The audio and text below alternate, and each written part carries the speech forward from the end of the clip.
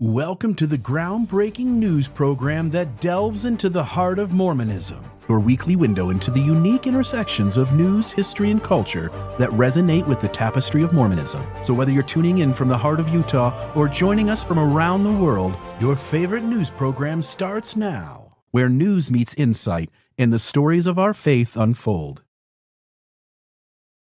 Welcome, everybody, to the Mormon Newscast. I'm Bill Reel. I am grateful to be joined by our other three co-hosts on this production. We've got Rebecca Biblioteca. Rebecca, hi, everybody. How are you? Good. I'm great. Thank you. Excellent. Radio Free Mormon. How are you? Good evening. Excellent. And John DeLynn.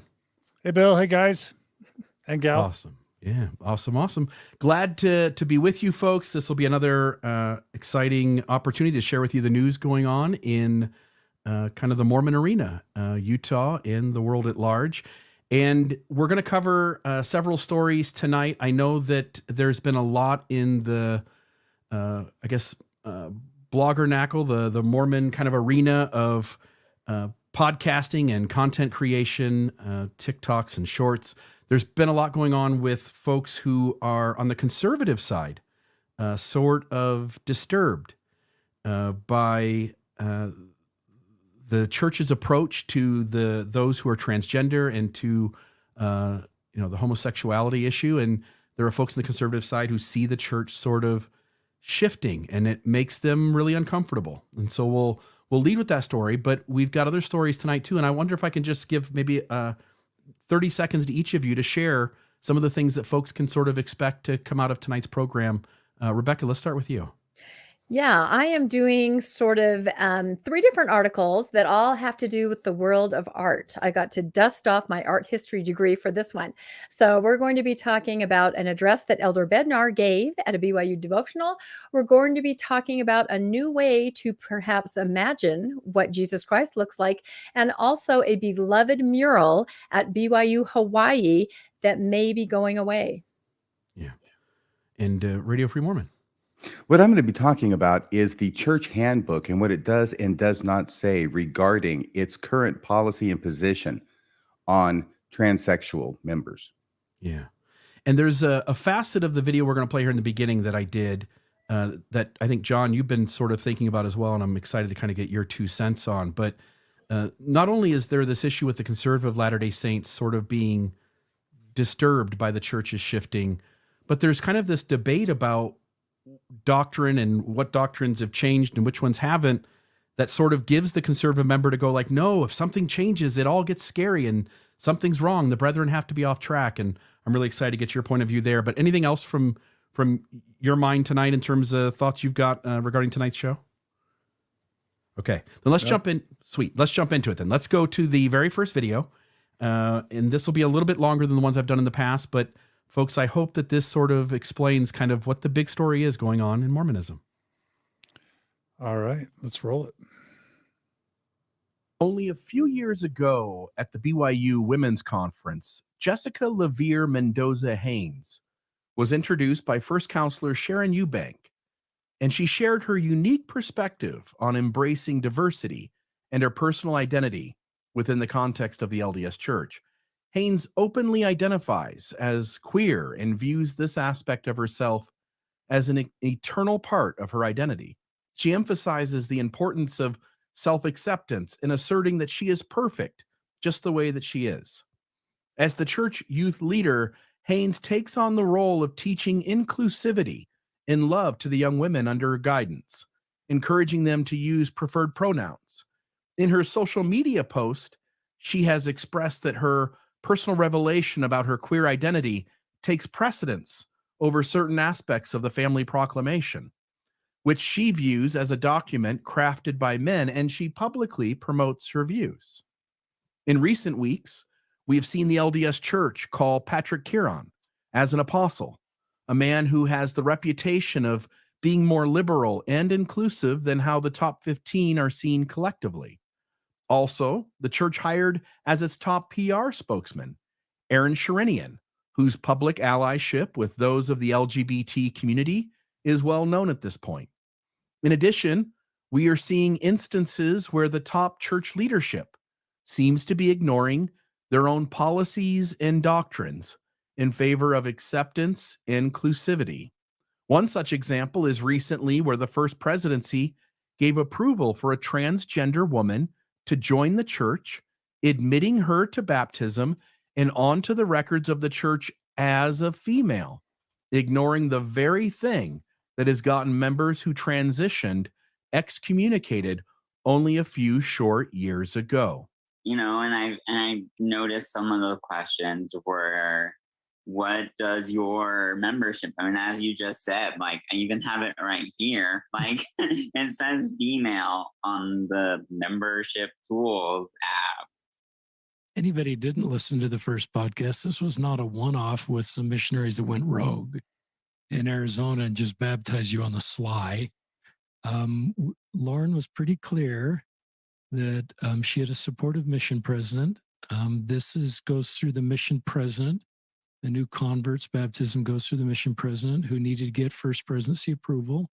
You were taught by sisters because you're a woman. You were on the church and you received First Presidency approval for your baptism in a written communication to the mission president, the way that works. And you were came on the records as the church as female.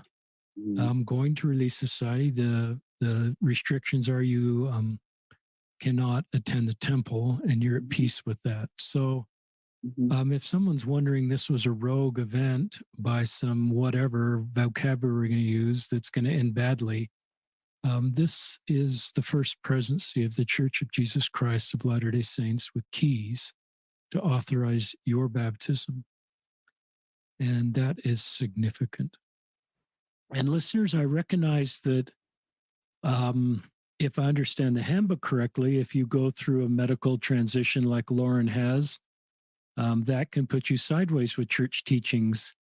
But you did that as before you joined the church. And so through the letter to the senior leaders of the church, I assume the First Presidency or whoever at the church handles these things, you were given the green light.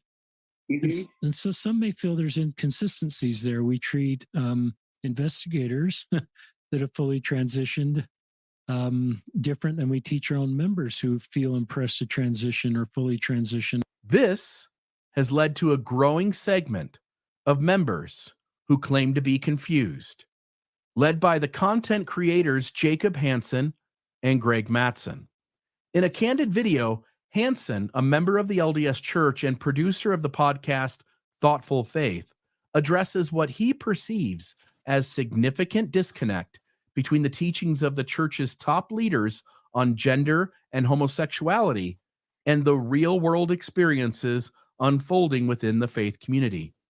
Hansen sheds light on his motivation and mindset, emphasizing that his concerns stem from a genuine desire to reconcile apparent contradictions rather than engaging in activism against church leaders or experiencing a faith crisis as he struggles to catch up with what some, including me, see as real change happening in the church. In this video, Hansen grapples with the challenge of reconciling the doctrinal positions of the LDS Church as taught by top leaders with the seeming tacit approval of top leadership that leads to the lived experience running contradictory to those doctrinal teachings, specifically in regards to homosexuality and support for transgender individuals. He articulates that his motivation is the need for open dialogue and consistency, seeking understanding and coherence within the teachings and actions of the church. And he addresses those accusations of activism or wavering faith. Hansen assures us that such assumptions are premature, that he is neither trying to create a new wave of people antagonized towards the church leaders, nor is he losing faith, being conflicted, as he sees an apparent shift in the church away from its conservative approach to these issues. It's that things happen that seem to contradict what's being said in general conference, right? And the official teachings of the church.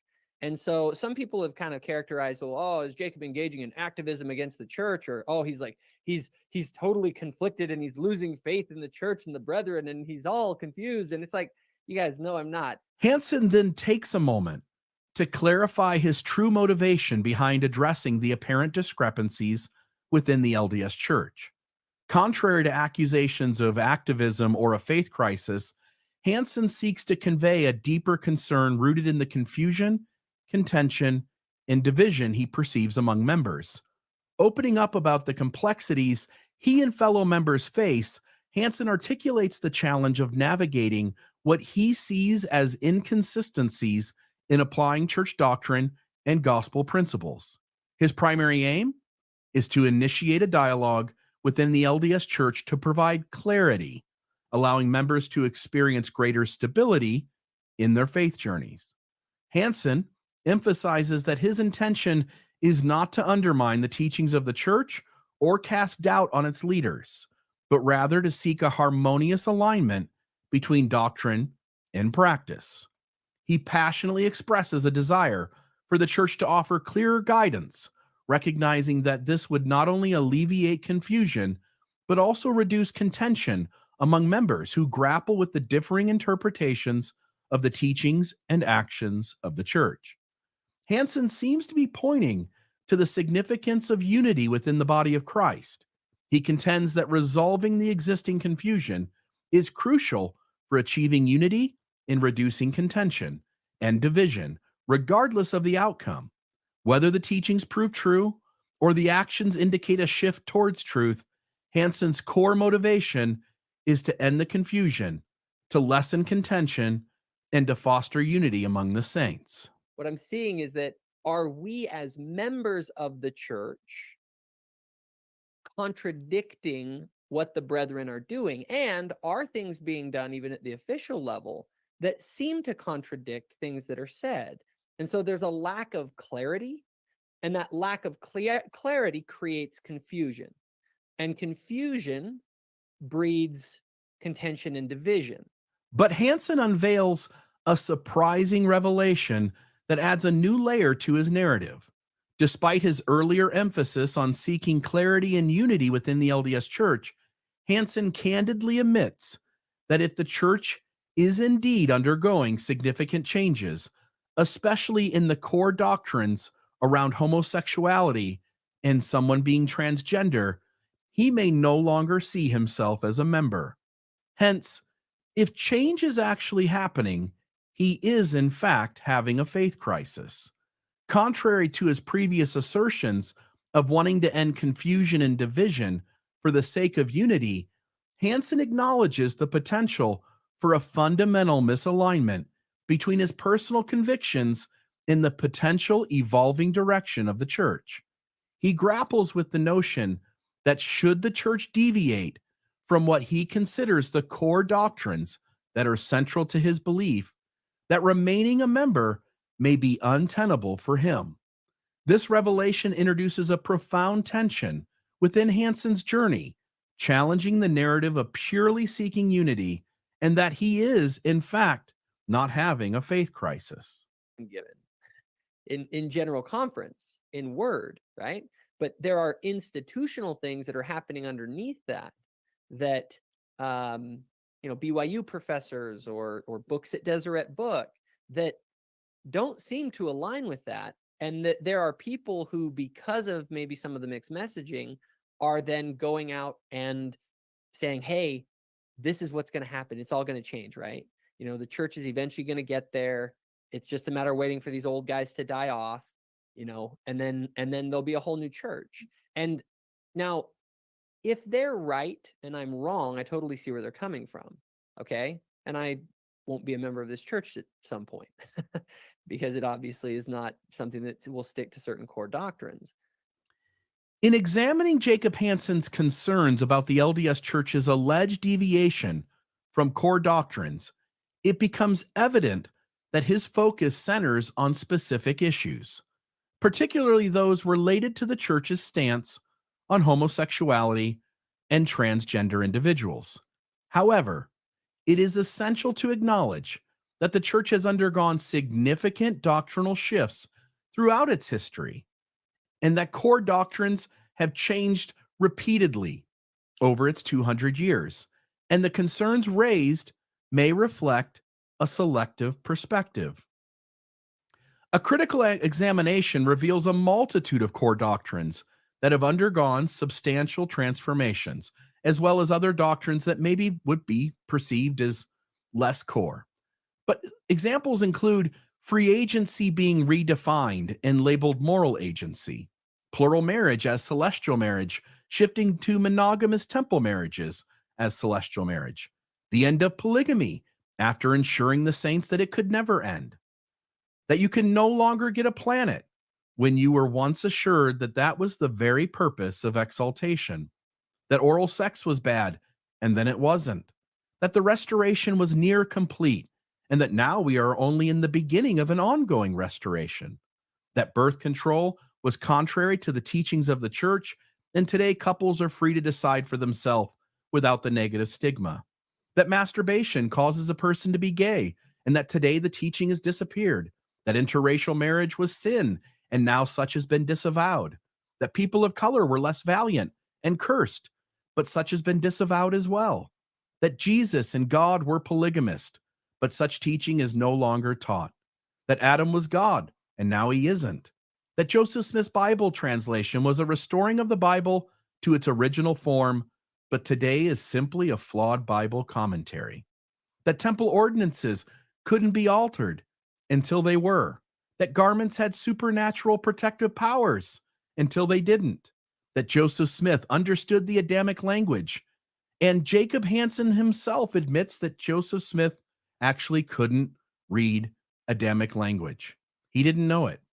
That Cumorah was in New York is another example, and now we don't know. That God gave the November 2015 policy, and then 3.5 years later took it back. In concluding, it's important to note that the LDS Church has navigated a complex history of reversals and abandonment of lots of past doctrines, many of them core, challenging believers to adapt to changing perspectives all the time. The key takeaway is that every teaching, policy, and doctrine has evolved in one way or another, challenging the notion that changing doctrines, even core ones, is inherently problematic. Perhaps, in grappling with these particular changes, conservative believers might consider that maybe for you, it has never been about whether leaders were wrong over and over in the past, or whether doctrine changes as it does all the time, but rather maybe a reluctance to acknowledge that it's the doctrines that are important to you that are changing, that to change with the church would require you to acknowledge that a part of you was wrong about how it defined another human being in ways that made them less than or not acceptable. Mic drop.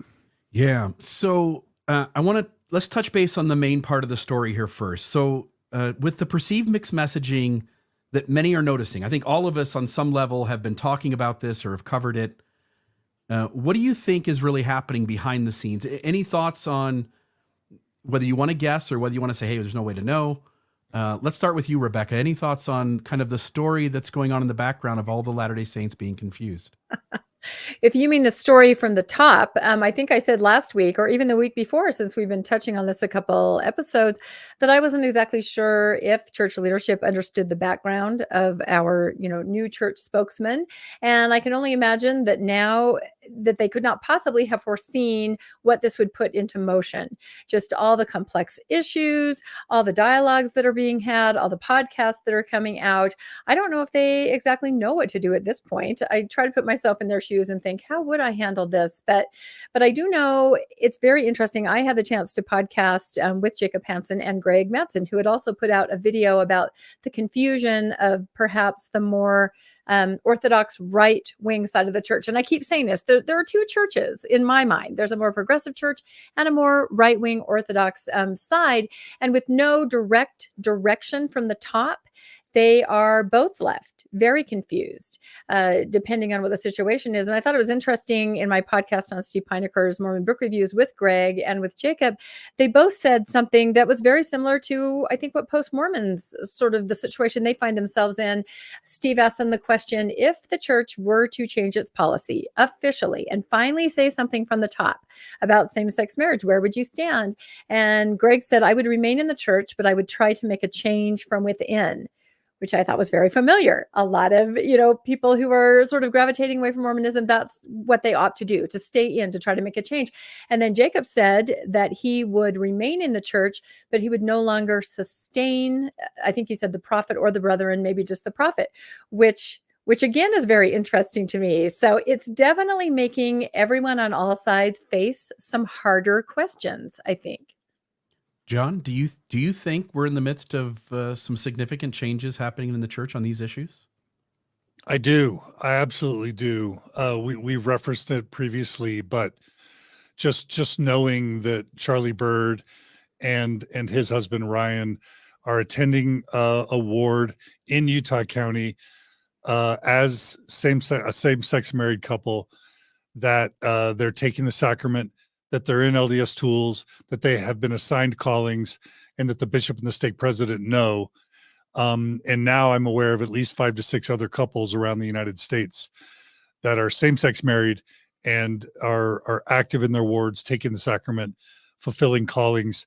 I really do think we can say 2024 is a watershed year for the church, sort of crossing that precipice of not fully embracing its same-sex married couples, but 3/4 embracing its same-sex married couples.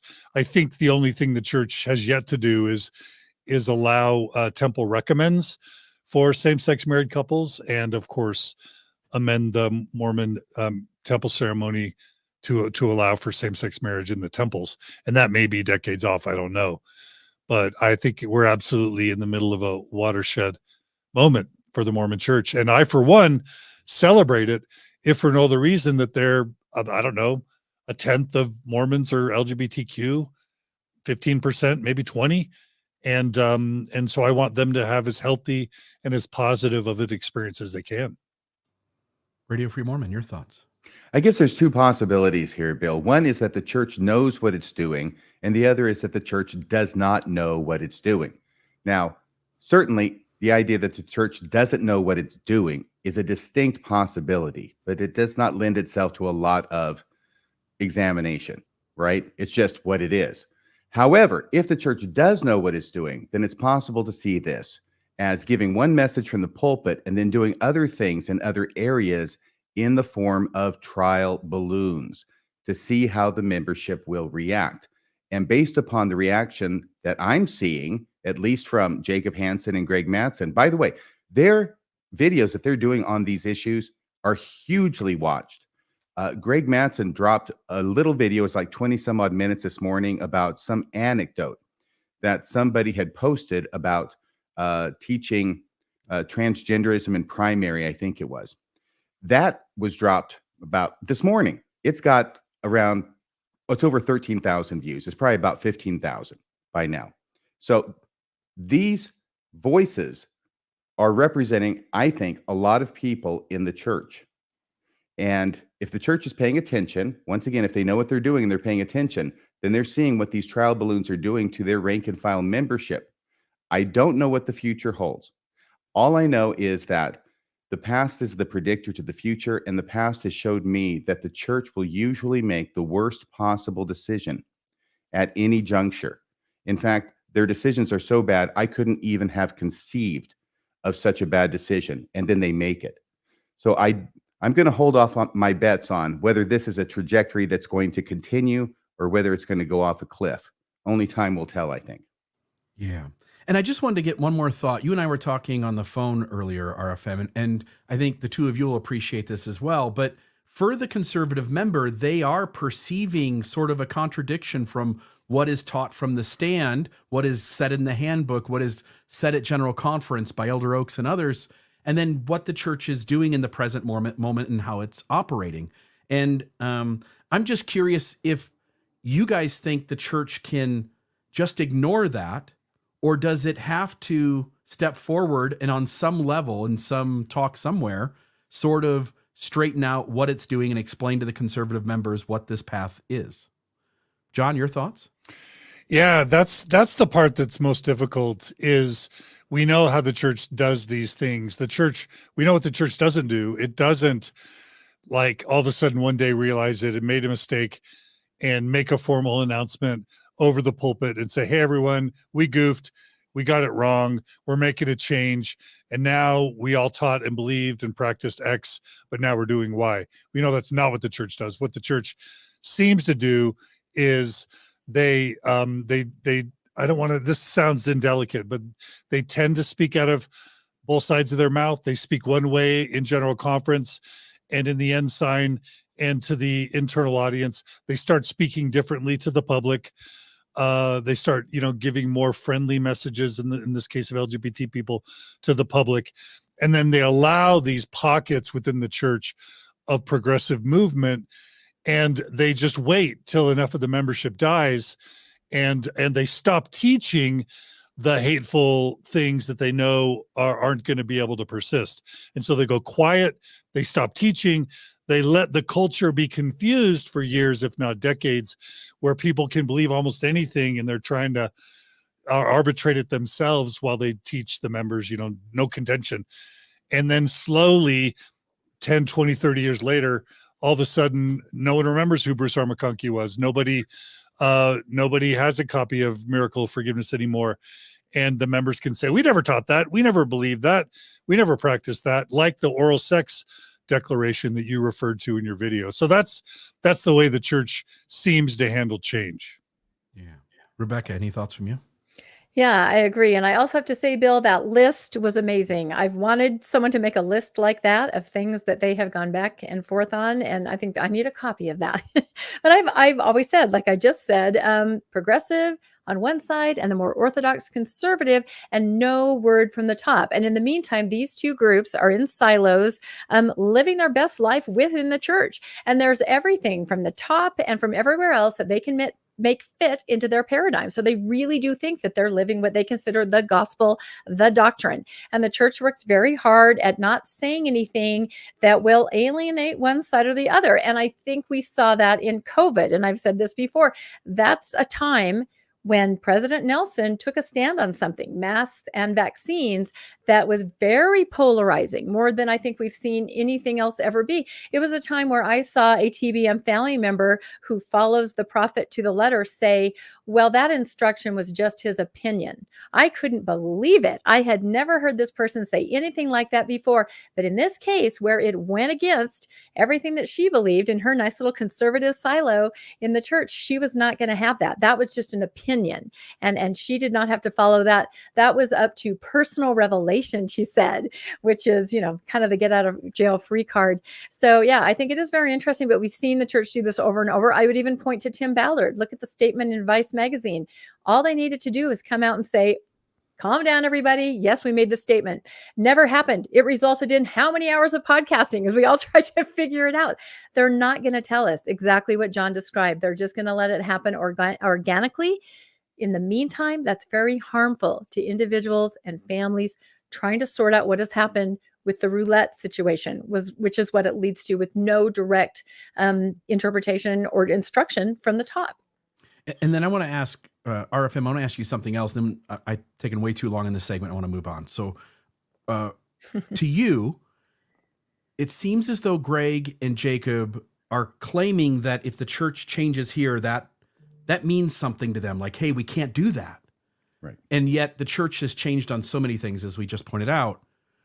What do you think's going on there? What is it that's really bothering them? Because it doesn't seem like it's really that doctrine's changed. That doesn't seem to be the issue. No, it's that this doctrine seems to be changing, and they're very emotionally tied to this doctrine. They feel perhaps as much or more than any other doctrine, this represents the LDS Church, and certainly the LDS Church in this generation. Its top leaders have made statement after statement after statement, and I'm looking at you, President Oaks, especially, about this doctrine. So yeah, they have a very legitimate reason to be questioning, to be confused. The church is, I think, if not intentionally confusing people, they're knowingly confusing people. And I think that's just as bad. I think it's clear to everybody that the church is not practicing what it preaches at this point. That's the confusion. And I think that regardless of what Jacob may be saying about bringing the two together, he wants the church to practice what it preaches. He doesn't want the church to preach what it practices.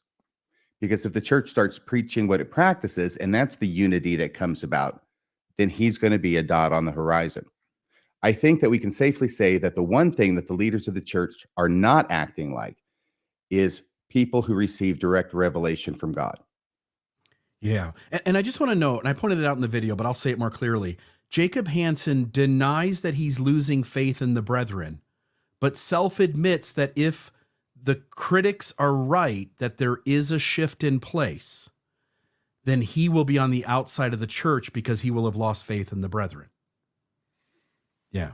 And Rebecca, Okay. I'm pretty sure that in your interview with Stephen Peiniger on Mormon Book Reviews, Greg said that if the church allowed same-sex marriage, he would not leave the church. Isn't that? Yeah, that's what Okay. I said. He would stay in, but he would try to work from the inside. Oh, Maybe yeah, he he'll did say get some that. cha- which I thought mirrored exactly what you hear postmos say, right? Either we're going to stay in, we're going to try, or we're going to get out of Dodge. So yeah, those So are he's the going to two. work on the inside against the leadership of the church that he sustains as prophets. How is that not activism in the church? Oh, that's the other thing, and I'll get to that here in a second. But Bill, when Jacob Hansen, and I love you, Jacob, as much as you love John, but when you say you're not encouraged, you're not being an activist, okay? Doing your podcast with thousands and thousands of people watching and proclaiming your disgruntlement with the leadership of the church could reasonably be seen as a form of activism.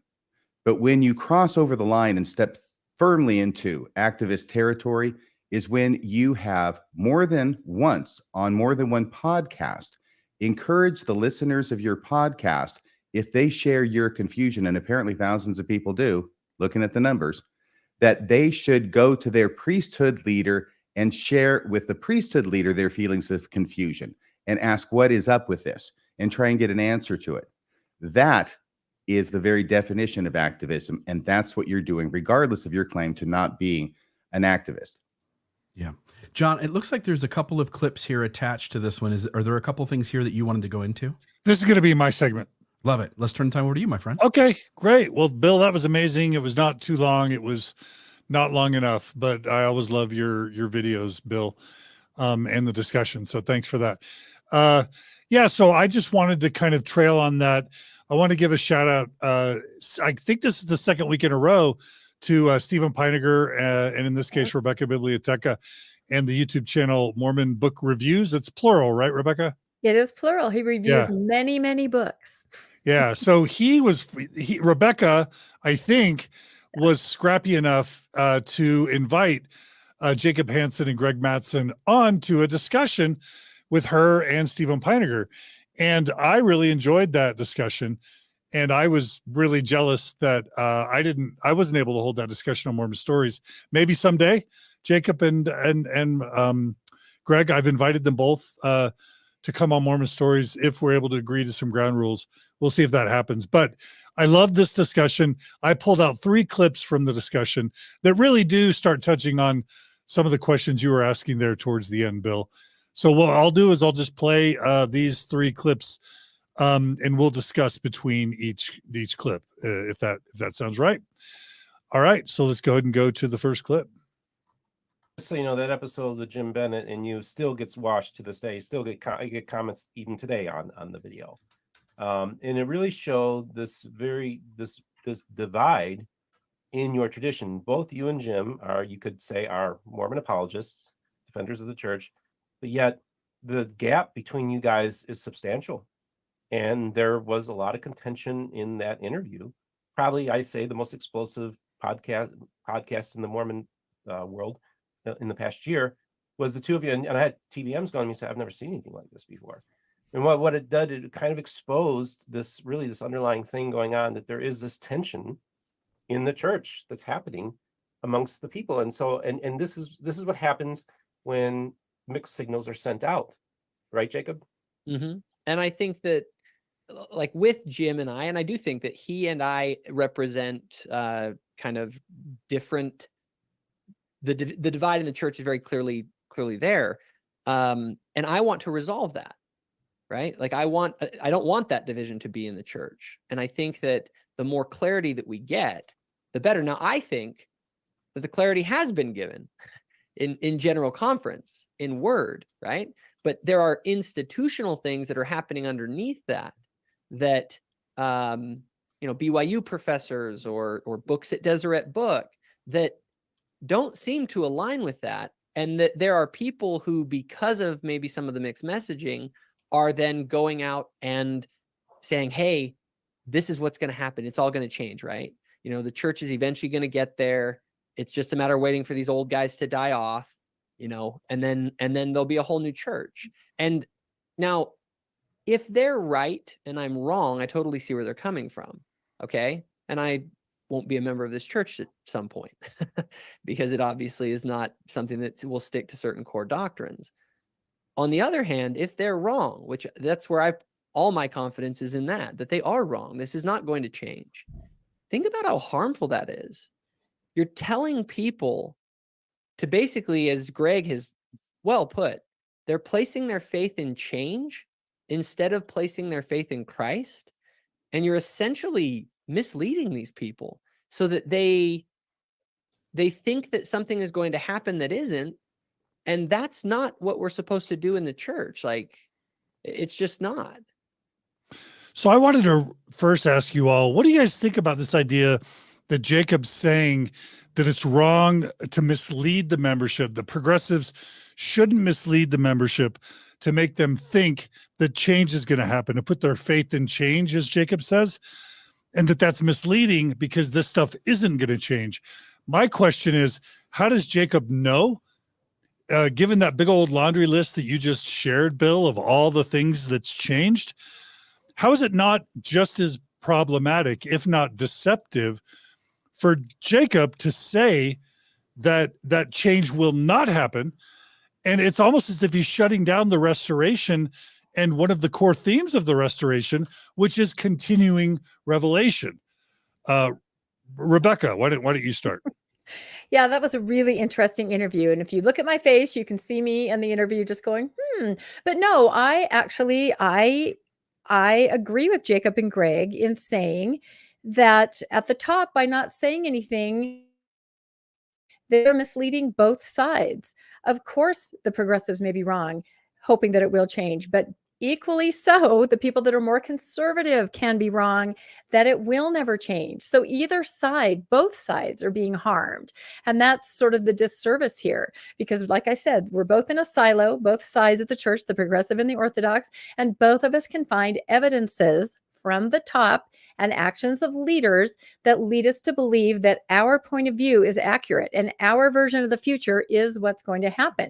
So everyone is being harmed by the complete lack of anything from the top. No instruction, no information. Yeah. RFM? Yeah, I will just say that my mom used to tell me that actions speak louder than words. I think everybody's heard that. I think everybody recognizes that's a truism. But what Jacob and company seem to be saying is that words speak louder than actions. I'm going to believe what they say. I'm going to ignore what they're doing. And I think that probably has things pretty well 180 degrees reversed. I think that sooner or later, what's going to happen is that change is going to come. Oh, yes, it will. Absolutely. Bill?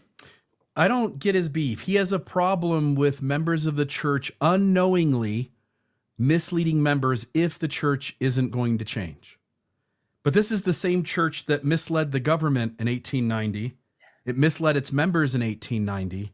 It told everybody that polygamy was going to stay around. It took a bunch of the saints and commanded them to go to Canada and Mexico and various places in the U.S. to keep the principle of polygamy going, and then abandoned those people a few decades later when they decided on their own, like, you know what? On second thought, it ain't coming back. The church, has a pattern of misleading us on at least 1,000 occasions. If you gave me 2 weeks, I could come up with 1,000 of them where the church has misled its membership, misled the public, misled the U.S. government. And it misled the U.S. government as recently as the last few years. Yeah, with the SEC scandal and the fine that it had to pay, which came from the very top of the LDS leadership hierarchy. And that was part of misleading its membership. It misled the government in order to mislead the membership. So if Jacob Hansen's going to have a problem with members unknowingly misleading, Jacob, where the hell are you with the church having misled on so many occasions that they may not even be countable? And it's not just that. The priesthood and temple ban on Black people was signed as doctrine, I believe, on at least 2 occasions by the first presidency. Those who practice polygamy. What's DNC 132 called? The new and what covenant? Rebecca, tell us the new and what? Everlasting. It's not the new and stop it when it gets inconvenient covenant. It's the new and everlasting covenant. And of course, it wasn't everlasting. Whoever thought the temple ceremony would be changed so significantly? So it's not like, there's just a couple small examples to your point, Bill. History is replete with major changes and deceptions that it just makes me wonder whether these guys know their history at all. And at least with Greg, he strikes me as very intelligent, very thoughtful, even kind and compassionate. So I just don't get their confusion. Let's go ahead and jump to the second clip now, again, from Mormon Book Reviews. Without crossing the lines. But I do believe that there is an activist class within the church who fully want to do everything they can to prepare the church for the great revelation that's coming that will never come. Okay, they are, and that activist class, any bit of wiggle room that the brethren give them, if you say, you need to listen, learn, and love our, LGBTQ brothers and sisters, you'll have someone like Richard Ostler who will create an entire podcast based on that, where he goes out and says to men that they are actually women. And so that is where you're going obviously too far. You have crossed over that line. So my video is not meant to be an attack on the brethren. It's meant to merely show that there's a disconnect that exists between what the brethren explicitly teach and what is our doctrine, and what things that are happening in the church that seem to contradict that. So my next question to Jacob is, how does Jacob think, and Greg too, how do they think change happens in the church? Do they think literally that a prophet's walking down the sidewalk and all of a sudden God starts saying, hey, change that priesthood ban, get rid of that, or hey, get rid of polygamy? Let's start with you, RFM. How does, in your opinion, how does significant change happen in the church? In my opinion? What is it that you think moves the needle to make a first presidency in the Quorum of the 12 do a 180 on doctrines and principles? Public embarrassment. Exactly. By the way, I can't shake the feeling that if Jacob Hansen and Greg Mattson had podcasts back in 1977, they would be telling everybody that the church is never going to lift the priesthood ban because they have said that they won't, and we need to trust what they say. It's a core doctrine. And I don't want to hear any of the stuff about, it was only temporary. Yeah, it was temporary until every other race received the priesthood. And then sometime in the resurrection and maybe on another planet, the blacks would get their chance at it. Yeah, that's not a real temporary kind of prophecy.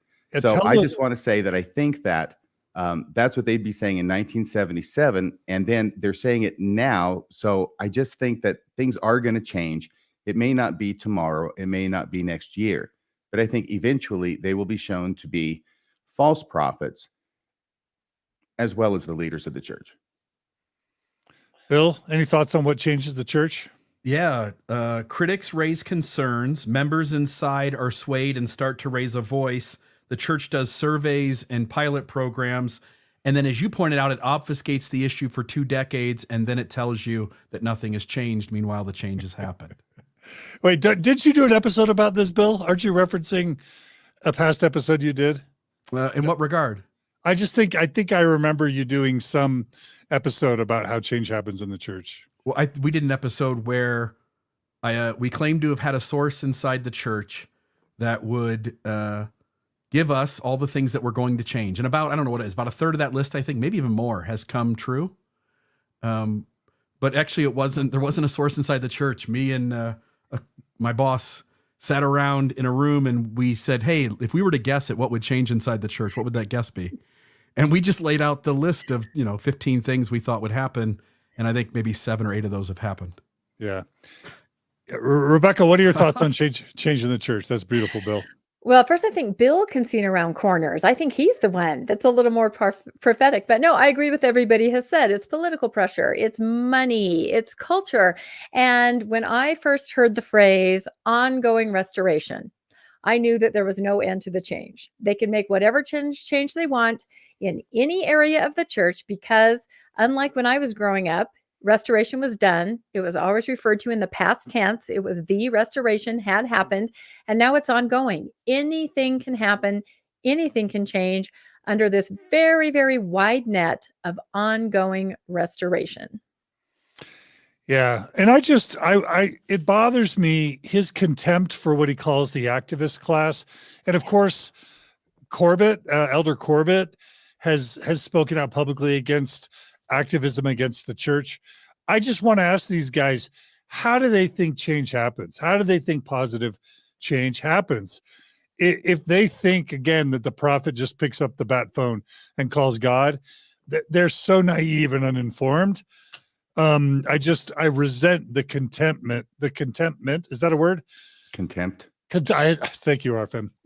I resent the contempt that Jacob seems to have for, quote, the activist class, when really there's no other way for positive change to happen in the church except for like federal marshals seizing your assets and your property and putting your leaders in jail, or that does it quick, or threatening your tax exempt status. Like it's tax exempt status, imprisonment of your leaders, or activists that or the media that call attention to what you're doing. So I just wish he could see that, because it's pretty obvious that's true if you just read the historical record. Okay, final clip from these fellas.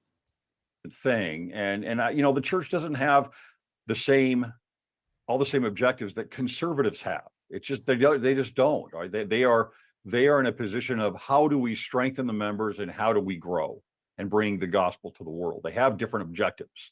And a lot of times people tie directly conservatism with the church, and I don't think you can do that. That's not the right thing to do. Now, is the church more conservative? Is the gospel more conservative? It is more conservative. Why is it more conservative? Because we believe in actual non-moving truths. And typically, if you're progressive, you're going to kind of say, hey, look, there's opening up here. We're going to open this up a little bit. And there needs to be some of that. We need to be able to check things. We need to be able to look at things and critically think about things. And conservatism kind of says, no, we're going to stick more with the status quo, which is usually what you want to do on core things, core doctrines. But you can't be stagnant either, right? Creation is a process. It's a growth thing. And so you do have to go open certain things up. But you do have issues on the right more than, and I see this all the time. I have people falling away from the church that contact me, and they have an issue with these decisions. But I would say, as Jacob said, the mixed signals are not coming from the pulpit, right? The mixing is not there. The mixing is from things that happen more on the corporate side or on the messaging side to the world, as compared to what is given at the pulpit or found in the scriptures. And so for people that are worried about that and they're active, I always say, look, listen to what they say at the pulpit and read your scriptures. I mean, that is the message. That is the doctrine that you need to stick with. But expect to have more of these issues pop up, because I think there are going to be more of these issues that pop up. And there are people that are going to be a lot more progressive that are inside of the church and working in Salt Lake. And there are going to be different decisions that are made. So you better prepare yourself, because this is the tip of the iceberg, I think. And I think that, gay marriage, for example, within the temple is kind of that big thing of, are we going to move toward this? And so people that are activists toward that, they're kind of hoping for that and working toward that to some degree and talking about that. And those that are worried about it, not because they hate, but because they feel that those core things are at risk, right? That they've built on a framework of truth are at risk, are saying, what's going on? You know, is this really, there's no real warning voice on this. There's no calling out of these things. And that's the strategy. And if that's what they think is right, then fine. But there's no real calling out of these new ideas and cultural changes that are happening currently. So let me ask RFM. Understand? He wants What to on really earth did he say. just say? What's that? That was so much word salad. I felt like I was at the buffet at the Well, Royal Fork. Let me clarify. Let me distill it to one question for you, RFM. Okay. One of the things he wants to do is say there's a difference between what's said at the pulpit and what like BYU professors and the corporate PR people and Deseret Book. You know, he wants to draw that distinction. So my question to you, RFM, is, and then I got one for Bill and Rebecca. How safe is it to rely on what's over the pulpit as doctrine based on your understanding of Mormon church history? Well, I think that once again, actions speak louder than words. Was it who was it? Was it Neville Chamberlain who came back from his meeting with Hitler with a piece of paper saying he secured peace? Peace in our in time. his time? Yeah. Right? This is exactly the same thing. I'm not saying these guys are Hitler. I'm not saying anybody's Hitler. Okay. I'm not going there. I'm just saying that there are noted historic precedents for taking people at their word when actually you can see anybody with brains can see what they're doing and what they're going to do. And indeed, that's what happened. And when you take them at their words, what you do is you leave yourself open to their actions. Thank you, RFM. And for anyone on the panel, is it safe for a member to rely on things said at the pulpit and general conference for that to be doctrine? I mean, it's an obvious question, but I just want someone to answer it. You should ask Ronald Pullman from 1984. What happened? Tell us that story. When he gave a talk in 1984, it was a beautiful talk that was loved by folks. But when the VCR tapes came out and they replayed General Conference, everybody went, that's not the way I remember it. And then come to find out, the church had him re-record his conference talk. Nobody's in the building. They added cough tracks and stuff to the background so it would sound like the original. But he had to give the talk over again, but give it completely different. Boyd K. Packer's talk was edited. There's numerous things that we can quote from general authorities in the past around polygamy or the race ban. Anything that a dead prophet says can be at any given moment trumped by a living prophet. Living prophets trump dead prophets. And that is the theology of Mormonism. It's dangerous to faith to think that doctrine is whatever. It's dangerous to Mormon faith to believe that whatever is said in General Conference is doctrine. And the best example of that is the Journal Discourses that literally editors of church curriculum are forbidden now in 2024 from using for church curriculum because the Journal of Discourses has been condemned as not a good source for church doctrine. And pretty much everything there comes from what was said over the pulpit. Rebecca, let's get you in on this. Yeah, it was interesting in that interview because both of them kept saying core doctrines, hard line of doctrine, and they all seemed to think that came from the pulpit. And I didn't have the chance to ask it because it was Steve's show and I wasn't going to butt in, but I felt like saying, when has it not changed or has there not been something different about it? So in their words, the scriptures are what you need to pay attention to. That's where the doctrine is. Well, the scriptures change all the time and are reinterpreted all the time. The words of the living prophet are what they're trying to say are doctrine. And this is what the church says too. Scriptures, words of the living prophets, as we just talked about, those change constantly and are constantly disavowed. In fact, we were just told, like classic cars and vintage comic books, throw out those words when there's a new prophet, right? The other thing that I don't think people realize is considered part of the doctrine is the handbook. The handbook changes constantly. I always tell people, take a look at this document. This is your doctrine right here. This is where they're telling you what's happening. And some of the things that both Jacob and Greg had problems with that have happened recently with the LGBTQ community, it's fully in the handbook that what happened was perfectly fine. If you're not aware of what's in the handbook, you are not aware of your doctrine, and you're not aware, then it can really change. It's electronic, you can just type something in. So yeah, they both seem to cling to this, what I consider sort of an imaginary, just set in stone doctrine, which there are so many different examples, as you all have rehearsed, but that's not the case at all. Bill, you had a point to make. Yeah, just to add to what Rebecca just said, Greg said non-movable truths. Mhm. Yeah. Greg and Jacob, I want you two to get together. I want you to make a list of what you think are the 10 most non-movable truths in Mormonism, and I guarantee we could prove that half that list at a minimum has changed. Yeah. And I would add that this is why the words of the prophets are written on the subway walls. And we know what's going to happen. We know that Greg and Jacob have got to be praying every night that no general authority 70 says something that's consonant with the actions, because then they're going to be in trouble. But we all know the game. We all know the dance, don't we? Then they'll say, oh, that's just a member of the 70. It's not an apostle. Then an apostle will say it, and they'll say, it's not an apostle. It's just an apostle. It's not the president of the church. Then the president of the church will say it, and then their response will be, he's just speaking as a man. Or he didn't say, thus saith the Lord, right? Yeah. There's ways around every prophetic utterance, no matter who says it. Or if it was a prophet who said, thus saith the Lord over the pulpit, then it's like, well, he's dead now. Follow the modern prophet. Yeah. What it comes down to is, how do you know what to follow? It's whatever the current prophet is saying at the exact moment. That's all you can follow. The other final thing I'll just say is that they want to sort of like carve off BYU and the Deseret book and corporate messaging, as they call it. That rogue Sherry do. Yeah, but all of these departments, whether it's BYU, Deseret book, correlation, the church media, they're all supervised by prophets, by members of the first presidency of the Quorum of the 12. There's a correlation committee that literally is in charge of correlating all this stuff, and that's supervised by a prophet or an apostle. And so at some point, this focus on corporate, PR, Deseret book, BYU professor stuff, it's just they're just avoiding the responsibility. And that's all I got. That's all I got for today. Thanks. You guys were great in that panel. I appreciate very much, John, what you brought to the table there.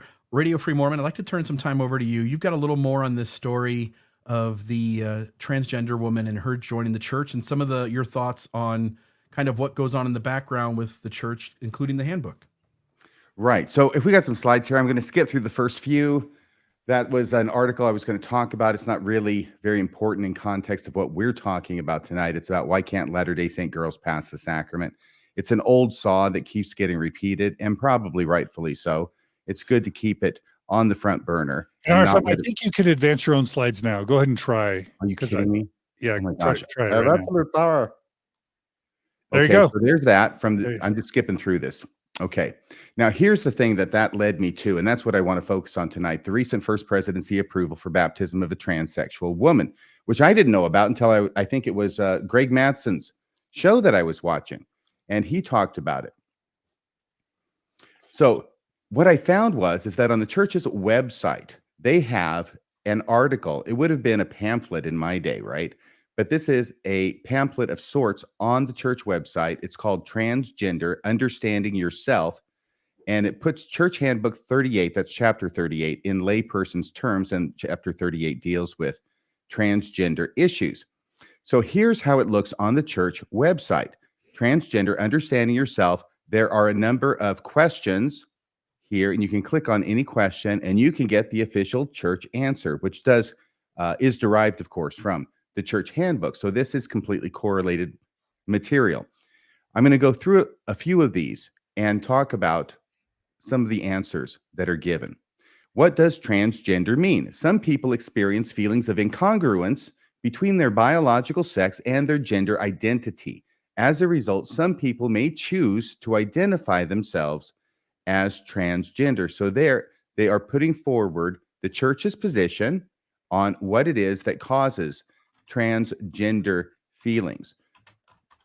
Second thing, does God love me? Yes, God loves you, just not as much as the other people in the church who aren't transgender. And it goes on with all these quotes about how God loves everybody. Okay. How does the church define gender? This is where they put this, I think we all know this. Gender is an essential characteristic of Heavenly Father's plan of happiness. The intended meaning of gender in the family of proclamation to the world is biological sex at birth.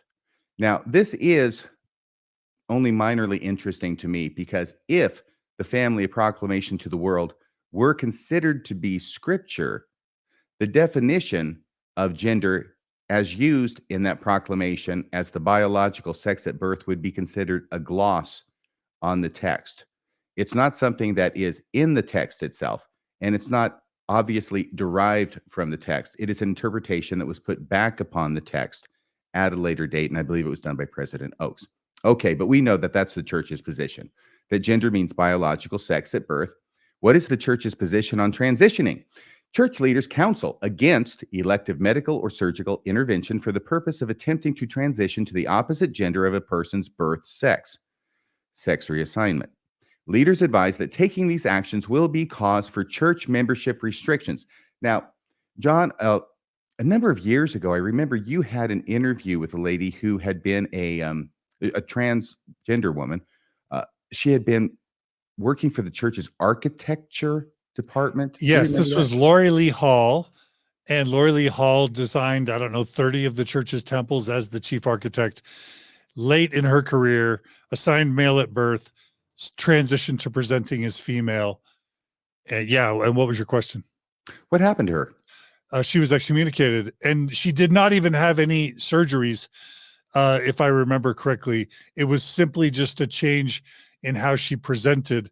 Social presentation, yeah. What the church would call social transitioning. I don't know if that's a wider definition that's accepted, but that's what the church calls social transitioning, as opposed to surgical or medical, right? That's right. But she was excommunicated. Now, if you look at the church's handbook now, and I'm trying to understand it, and I'm trying to understand the church's position, which I think is the right thing to do when we're reading from their handbook, it doesn't appear that membership is on the table anymore as far as getting excommunicated for any kind of transsexual or transgender, whether it's social or medical or even surgical.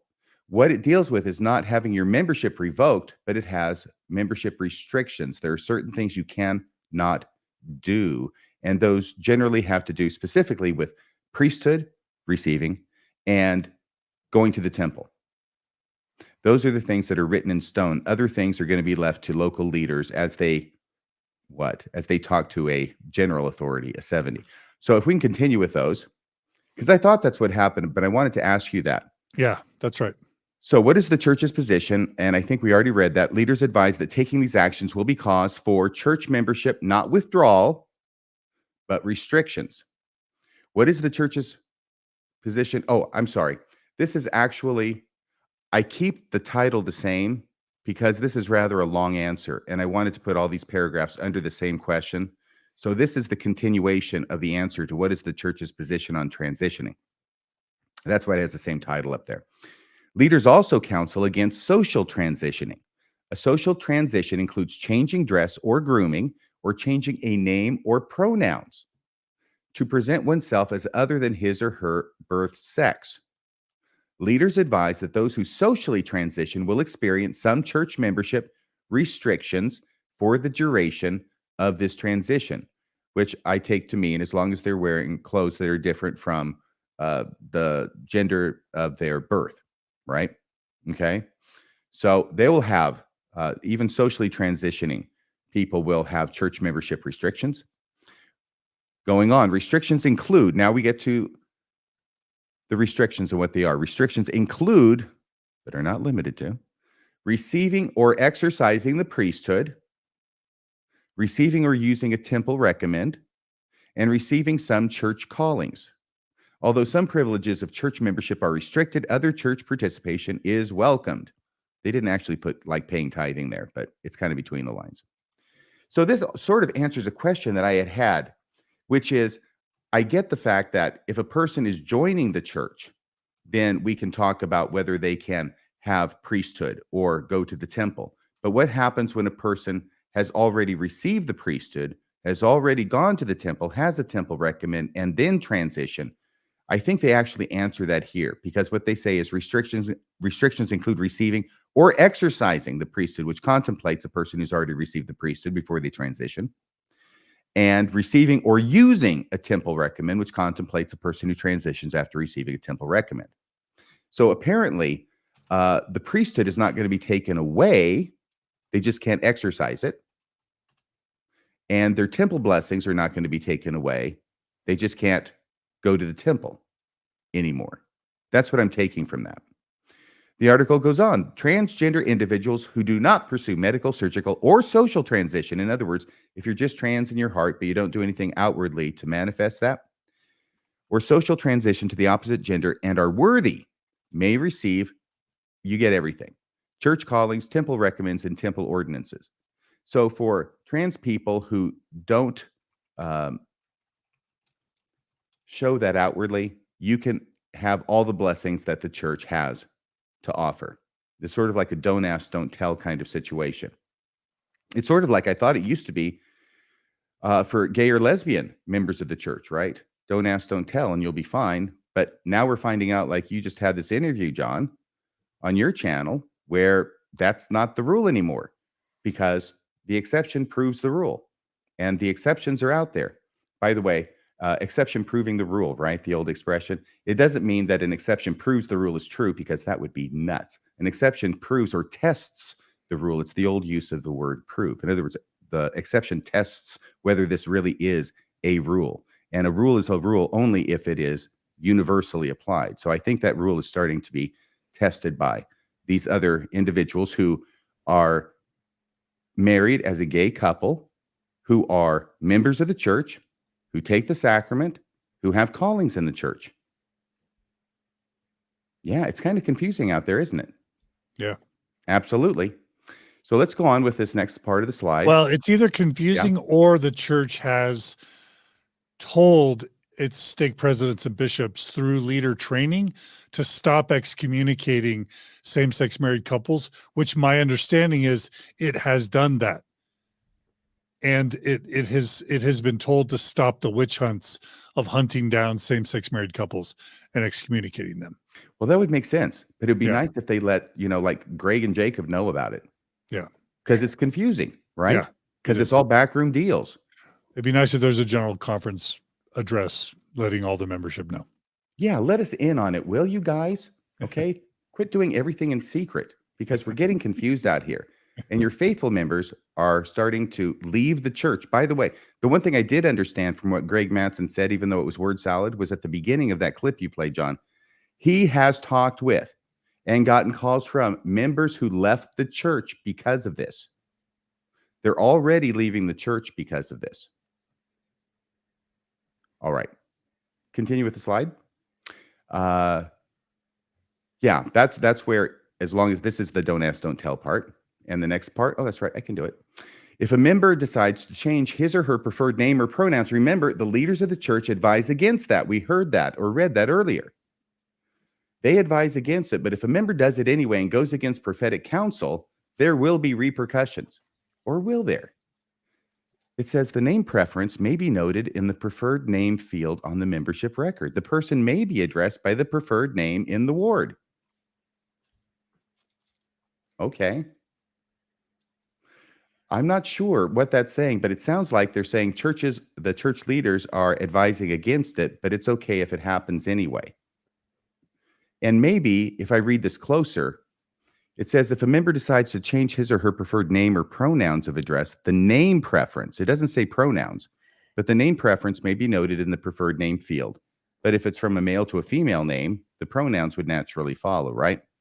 So once again, even in the church's handbook of instructions, I'm seeing flip-flops, because it used to be that if a church leader advises against something, that was the end of the discussion. It's not, oh, we advise against it, but you can do it anyway. What is the church's position on transitioning? Finally, the last part in it, this cracked me up. The church does not take a position on the causes of people identifying themselves as transgender. It'd be nice to have a prophet. It'd be really good to have a prophet who had a direct pipeline to God and could answer questions for us. But they don't take a position on it. But I thought that's really strange, because at the very beginning of this, I thought they already did take a position on the cause of people identifying themselves as transgender. And below that, that line of asterisks, I copied and pasted what I had on previous slide. Some people, this is from the same brochure, some people experience feelings of incongruence between their biological sex and their gender identity. As a result, some people may choose to identify themselves as transgender. So I think that they already said that they do take a position on the causes of people identifying themselves as transgender. That's why it struck me as strange that they said they don't take a position after they already had. Once again, this waffling. It is very, very confusing. I've got to agree with you on that, Greg and Jacob, excuse me. Now, do I belong as a member of the church? Yes. It's almost desperate. They should have put an exclamation point there. Church members need you and want you. If you identify yourself as transgender, we know you face complex challenges. You and your family and friends are just as deserving of Christ-like love as any of God's children and should be treated with sensitivity, kindness, and compassion. But you're not getting the priesthood, RFL. and stay the hell out of our temples. Hold on. What? These are the same guys who excommunicated just a few short years ago and did not extend any of that kind of love to any of the transgender members, any people who entered a homosexual marriage, anybody who had doubts or questions. I mean, these are the guys that hack you off at the knees without a smile, you know, and now they're, no, you belong and we should all be nice and treat you good. And yet nothing has changed. No, and they end up in other places. Once again, obviously blaming the members for not being accepting or tolerant enough of transgender people. It's all the members' fault, not the leaders' fault. Always. Can we go up there? I know there's so much to comment on. I'm almost done, I think. Yes, you definitely belong as a member of the church if you're transgender. How can I participate in the church?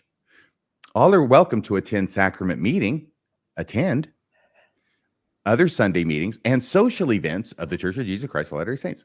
Some circumstances vary greatly from ward to ward and from person to person. Bishops and stake presidents counsel with area presidencies. Now, I put the word must in parentheses there because I looked up the handbook, and it makes it very clear that that is a must. When it comes to other things that are happening in wards, other than priesthood and temple, right? The other ramifications, bishops and stake presidents have been given the burden of making those decisions with the caveat that they must counsel with their area presidencies before they make any decisions, which makes me wonder, are the area presidencies, are they shooting from the hip, or is there another document that we don't know about that area presidencies have access to in order to answer the questions from bishops and stake presidents with uniformity? So once again, it says, some circumstances vary greatly from ward to ward and from person to person.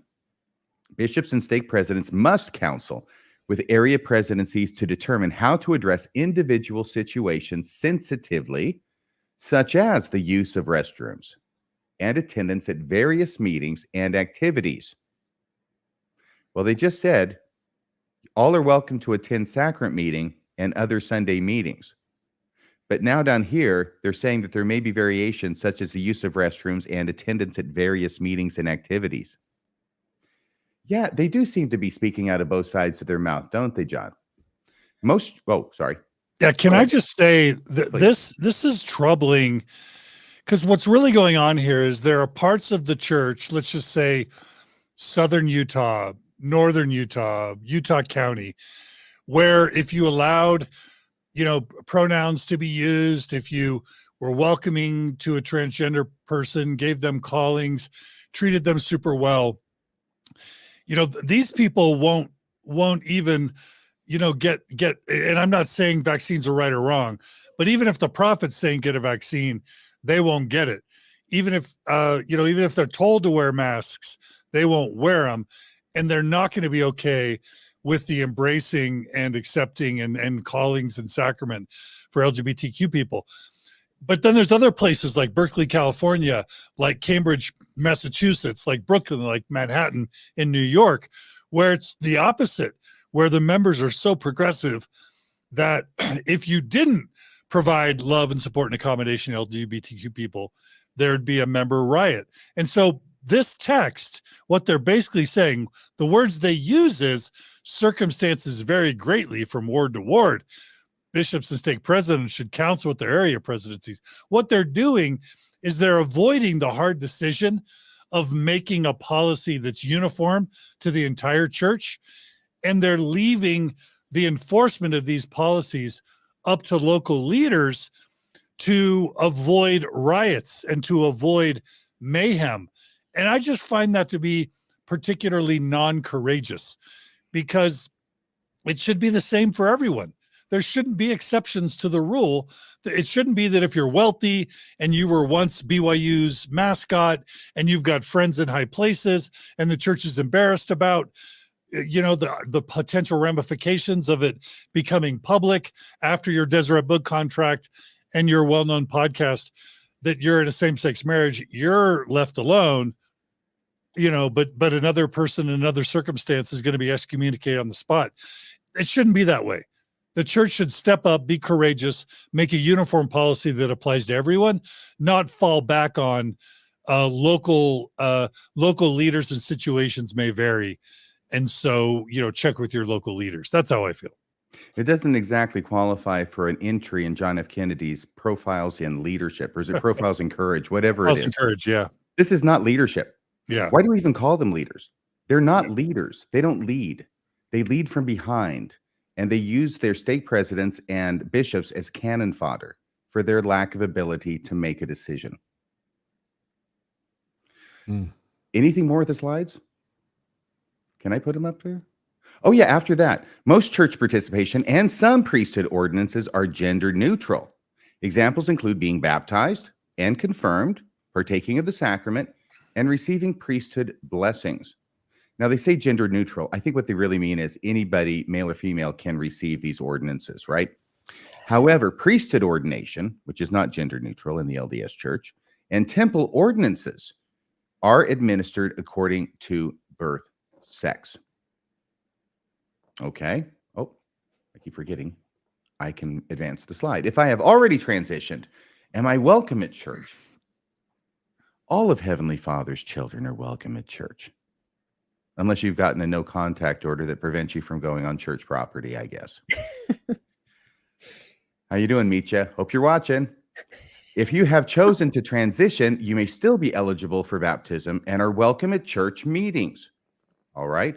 Now they're going to divide transitioned before baptism into two categories. All right. If you have socially transitioned, you can be baptized. But if you've been medically or surgically transitioned, then you have to get special approval. By the way, back here it says, see transgender individuals 38.6.23 and persons who identify as transgender. I thought I would do that. So now I've gone to that place in the handbook. This is no longer the article. So persons who identify as transgender, a transgender person may be baptized and confirmed if he or she is not pursuing elective medical or surgical intervention to attempt to transition to the opposite of his or her biological sex at birth, sex-free assignment. So what they're saying is, if you are social transitioning only, you are eligible to be baptized into the church. But if you have surgically or medically transitioned, then you're on a different track. Or if you're in the process of doing that, right? Okay, thank you. Yeah. Because it's not something that happens overnight. You're right. Yeah. So the next slide is, make sure I got this. Yeah, it says mission presidents should counsel with the area presidency to address individual situations with sensitivity and Christ-like love, something the LDS Church is known for. So it goes on now. Persons who identify as transgender, a person who has completed sex reassignment through elective medical or surgical intervention must have first presidency approval to be baptized. And that's what happened. That was what, was it David Osler was talking about with that that person he had on the show. I think her name was Lauren Horigian is how it was printed there. So yeah, that is exactly what the handbook states, is that she wanted to be baptized. She had gone through, apparently, medical and or surgical transitionary procedures And so they said, okay, she wants to be baptized. They petitioned to the first presidency. The first presidency signed off on a letter and says, go ahead and go for it. And she was baptized. Now, I think that she was baptized with the understanding that she could not have the priesthood. Of course, she's in a situation where her birth gender is male and she's transitioning to female. So she's transitioning out of the category that could have held the priesthood anyway. But she's also, regardless of the transition, she's signing off to saying, I'm never going to be able to go to the temple as long as I maintain this kind of position or transition. Okay. And the next thing, the mission president may request this approval if he has interviewed the person, found him or her to be otherwise worthy, and can recommend baptism. That would be like everybody practically, who gets baptized. The person will not be able to receive the priesthood, a temple recommend, or some church callings, which it doesn't say which church callings, but it makes me wonder if that's on my hypothesized secret document that's held by the area presidencies. However, he or she can participate in the church in other ways. I think that I can imagine that one of those callings that Lauren would not be able to hold would be Relief Society president, or perhaps Young Women's president, or in the presidencies. I don't know, but that would make sense looking at it from the church's point of view and knowing from what they have written that there are some church callings that they won't be able to hold. Are God's promised blessings available to me? Yes. When you die. When you die and you're fixed, then you can have all the blessings. I'm sorry, I was actually interpreting that. That was my gloss on the text.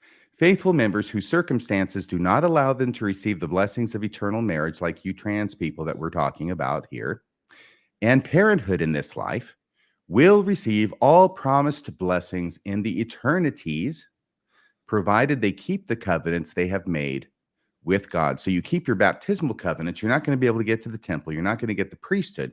You're not going to get to receive the things that the church teaches are necessary for exaltation. But if you're faithful to your baptismal covenant during the course of your life, then you'll be changed in a twinkling, and you'll be able to receive those in the hereafter, and all will be well. It's better than those of us who get the smoothie. There is that. The TK smoothie? TK smoothie. And then it says Rebecca. So, Yeah. hey, let's go back there. Says my name. It says your name.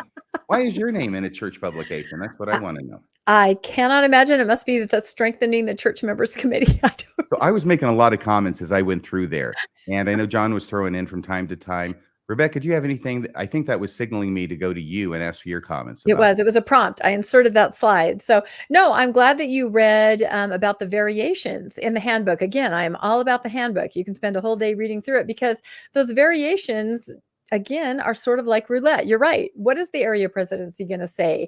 Is your bishop or stake president even going to check before they do something? I will give you an example of a friend of mine that I interviewed on Stephen Pineker's show. Again, Mormon Book Reviews. We are just talking about you, Steve, nonstop.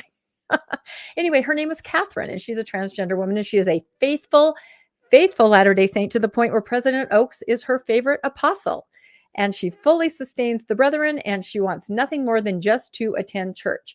So she goes through all the proper channels, all the proper leadership, and she has had so many mixed messages and mixed signals and things that have happened to her that it was one of the most painful interviews I have ever had to do to hear what Catherine has gone through. And she sort of felt called to go around to different wards in North Salt Lake County and bear her testimony. She called it a transmission. Now, she was not bearing a testimony of anything to do with anything that people might be uncomfortable about or something. She was simply bearing her testimony. She's an extremely faithful Latter-day Saint. And at the end, she would say, thank you, everyone. I'm Catherine, and I'm a transgender woman. So she said she was met with so many different reactions. She would have bishops or bishops' wives and families come and embrace her in tears and say it was beautiful. She would have people say in the foyer, I know who you are, and you're not coming in. She had a Bishop Rick that locked arms, kind of crossed their arms in front of the door and would not let her into the chapel to bear her test. I mean, she had across the gamut these experiences, and she was always checking with leadership. She was always asking if she could do something. She was always going through proper channels, and she was constantly told something different from every person. It's no way to live. And whichever one of you said, why isn't there something from the top so that friends, family, people like Catherine know what to expect and what to do? Because she just, to me, keeps beating her head against a wall, trying to participate and sometimes being allowed to and sometimes not. And I thought in this interview, she made a really good point.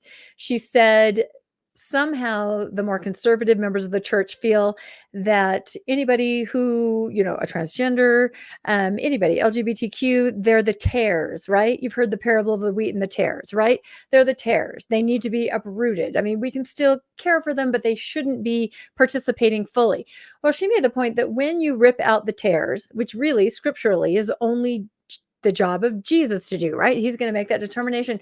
When you rip out the tares, a lot of the wheat comes with it. And that's exactly what is happening now. The family, the friends, the people that support that quote tear, and I use that extremely ironically, they're going to go too.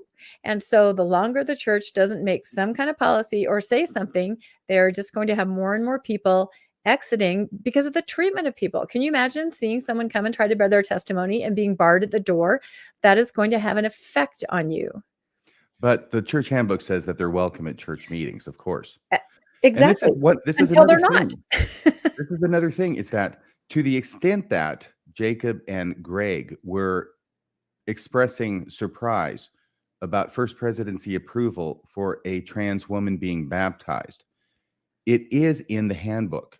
And they just read it and they followed the handbook, and the handbook is the scriptures. It is the doctrine for the LDS church. Yep. So it's there. And maybe then if they realize it's there, I don't know what they would do with that. What do you think they would do with that, Bill, if they realized that it was actually there in the church handbook that a trans person could be baptized with approval of the First Presidency? Yeah, it seems as though their perspective is that the handbook and the talks at General Conference and the words of the prophets and official channels, the curriculum of the church, the correlated curriculum, those are all the places that are stating that we shouldn't do things the way that is causing confusion right now out there. But as you admit, the handbook looks like it was followed.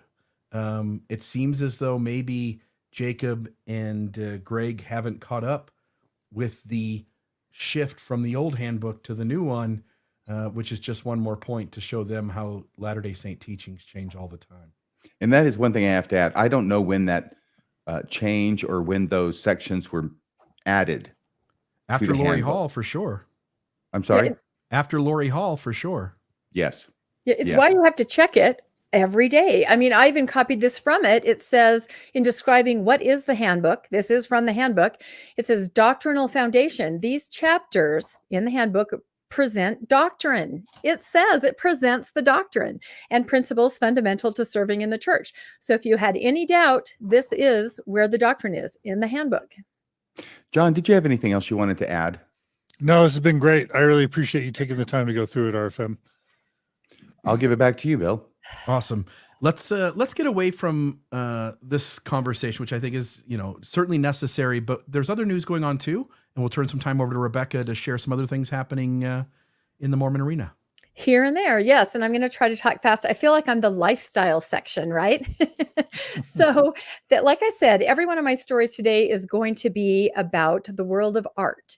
And I'm going to go through them very quickly. Ask anyone, I can talk faster than anyone on the planet. So this first article, David Bednar, Elder David Bednar, gave a devotional to the BYU students beginning of the year. And it was called, this is from the Church News, No Spiritual Shortcuts in Righteous Works of God, Elder Bednar says. And you may wonder why I have put a picture of Elder Bednar and a robot. Well, we'll find out. The subtitle Which is one's Elder Bednar? Yeah, I wasn't sure. I just put it into AI, ironically. Is he the one on the left? You're naughty, Artham. You're It's up to naughty. interpretation. Anyway, the whole point of his devotional was that work is vital to our individual spiritual progress. However, the Church News decided to cover this one section of what he said. If you go to the next slide, which is very unusual. So he says, if you go to the next slide, You can click it. You can click it. oh, I Rebecca. can't. I have no idea where it is. I'm never on StreamYard. Okay, So there if we you could, thank you. I appreciate that so much. Okay, next slide. Thank you. Okay. Well, we're Thank double. you. Go There ahead, it is. Bill. You do it, Bill. I'm done. There it is. Okay, There okay. it is. It's all my fault because I never use StreamYard. Now I've been outed to the entire world. I'm so sorry. All right. So in the Church News, it says of his devotional address, in performing the righteous works of God, there is no spiritual shortcuts or quick fixes, says Elder David Bednar, who called for wisdom in using contemporary technological tools like artificial intelligence, AI. Innovations such as artificial intelligence have the potential to both, number one, assist you in receiving magnificent blessings, and more problematically, number two, diminish and suffocate your moral agency, said the member of the Quorum of the 12 Apostles on Tuesday, January 23rd, during a devotional at BYU. Please do not allow the supposed accuracy, speed, and ease of modern technologies to entice you to avoid or circumvent the righteous work that invites into your life the blessings you will need, he said. So he basically came out against AI, which is really interesting. The only thing I could think is that perhaps it is going to stop people from preparing their lessons. You know how you have to stay home Saturday night and dig deep into the scriptures and all of the resources. Maybe now with ChatGPT, you don't have to. So I went back out online to see if there was any other article about what is the church's stance on AI. I found an article in LDS Living, I think it is, if we can go to the next slide. Yeah. And at first I thought this was, how interesting. This is a real article. It says the Church of Jesus Christ of Latter-day Saints is asking its members to refrain from using artificial intelligence technology when writing their sacrament talks in a letter released to local leaders Saturday morning. The letter comes following an increase in the popularity of breakthrough AI technology. This new cutting-edge technology is very powerful, but like all technology, should be used with great care. Brother Chuck Babbage. Okay, right there I started thinking, what kind of article is this? Director of Church Meeting Procedures wrote, effective immediately, we are inviting members to refrain from using this new technology to write sacrament talks, conduct firesides, seminary lessons, and even general conference talks. It is counterproductive to the personal growth of members of the Church of Jesus Christ of Latter-day Saints. In the release, the church director specifically mentioned ChatGPT as well as Bard and Bing. We believe this new technology can be beneficial in certain areas, but it can inhibit spiritual growth if relied upon for certain church activities, the letter released from the church read. It is our hope that members will develop their own spiritual growth by diving into scriptures, studying general conference talks, and receiving revelation from the Holy Ghost to prepare this for sacred church meetings. The church concluded by saying that all artificial intelligence websites will be blocked at church meeting house Wi-Fi, and ChatGPT was used to assist in writing this article. This came out on April 1st. This was a joke last April. However, flash forward to January, it seems to me that the sentiments in the article are real. This is basically what Elder Bednar said. So April Fools to all of you. Another thing that I came across as I was reading, and I wanted to make everybody aware of this, is something called LDS bot. So this is, you know what? First, I'll read this. This I found on social media. Everybody was talking about this takedown of AI. So somebody on Ex-Mormon Reddit said, stupid is as stupid does. The church's knee-jerk reaction to any technological or scientific advance is distrust and fear-mongering. If it can potentially harm the church and it threatens to weaken their ability to control the narrative, then it's going to be of Satan. Then they will totally use AI to further their own purposes while still giving doom and gloom warnings to rank and file members to never trust in anything that comes from AI sources unless it's from authorized church AI sources, which I thought was really, really well said. And again, I used AI to make that Elder Bednar. So I won't go through the entire next two slides, but I did come across something called called LDS bot. And it's basically a ChatGPT for the faithful.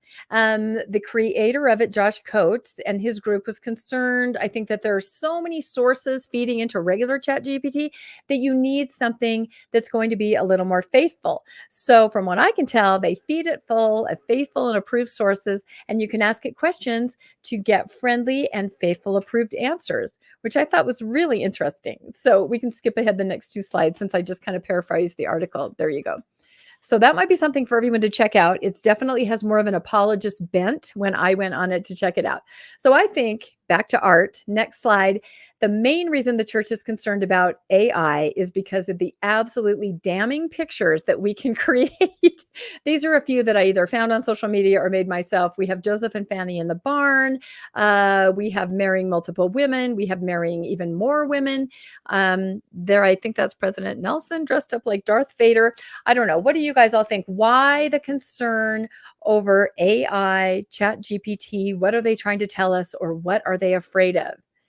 I Any think that thoughts? upper left picture was from the article titled "That Moment in the Barn She'll Never Forget." We'll never forget. I love that one. RFM, what do you think? Why are they so afraid of AI?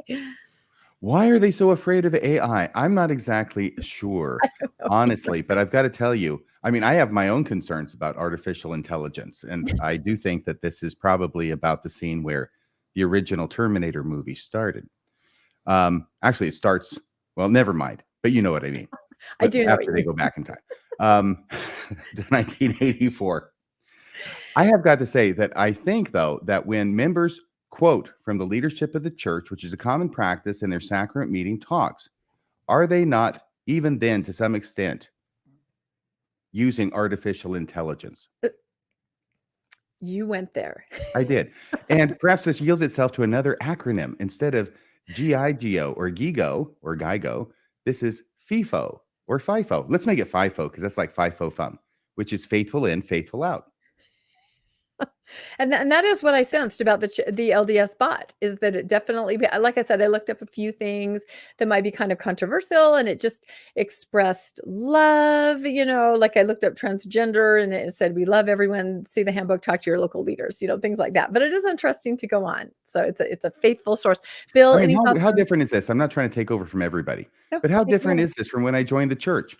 And every person who went up there, with very few exceptions, to give a sacrament meeting talk came up there with their copy of Mormon Doctrine by Bruce R. McConkie, opened it up to the heading of the subject they were given to speak on, and then just read it. Mhm. Yeah. I'll just note, I mean, if we go back to 1997, Elder Holland expressed a hesitation with the internet. In fact, his words were, "We are not breathlessly smitten by the internet." Yeah. So I think when you're a church led by 15 old guys, I think the apprehension around up and coming technology is always scary. Now, again, as you point out, RFM, AI has real threats and fears that we all should be worried about as we have conversations about how to utilize it. But I think there's going to be a ton of Mormons that are going to completely ignore that counsel, throw into ChatGPT to write a 10-minute sacrament talk, and have by far a much better talk than anything that most Latter-day Saints put together for what they share on a Sunday. Yeah, 100%. I had not heard that quote by President Holland about being smitten by the internet. And I feel that the church sort of has been smitten by the internet, if you use the word in a different way, hasn't it? Just, John, any thoughts? Yeah, I'll just say I subscribe to ChatGPT 4.0, I believe it is. You have to pay to get the most current version of ChatGPT. And I've typed things in like, make your best argument for whether or not the Book of Mormon is historical. Summarize for me the evidence regarding DNA in the Book of Mormon. How many wives did Joseph Smith have? And it does a fantastic job of, you can even say, tell me the top, 50, biggest reasons that people list for the church not being true. And it'll list them. And then it can say, tell me more about number 5. Tell me more about number 20. And it'll just keep going and going and going. It'll even provide you with the sources. It's I want to do an episode on Mormon stories where I literally just have, and you can even talk to it now. You can ask verbal questions and it'll respond to you audibly with a really effective text to voice engine that sounds seamless. So I'm going to do a podcast where I just talk to ChatGPT 4 and have a conversation, but it's really deadly information to the church at your fingertips, where you don't even have to buy a book. You don't have to even listen to 6-hour podcast episodes. You could just literally just, have a CES letter experience in 30 minutes, and it can take you right out. So if I were the church, just for history and truth claims alone, I would be terrified at ChatGPT. Yeah, I feel like a missionary could come to your door and you could just say ChatGPT and you could just say, "What's up at the Mormon church?" And you could, "Oh, no, thank you." You know, I mean, you would know right away, I feel. So yeah, it is really interesting. But I would also challenge you, John, to have an episode where you go on LDS Bot and ask the same questions and see what it says. So For the record, I just punched into ChatGPT to write me a 10-minute sacrament talk. Oh. I gave it a scripture. I gave it a very unhealthy scripture, Moroni 9:9, which is that, you know, when the Lamanite women were sexually assaulted, they lost their virtue. And it just wrote me a complete talk. And at the end, I testify of the reality of Jesus Christ and his atonement.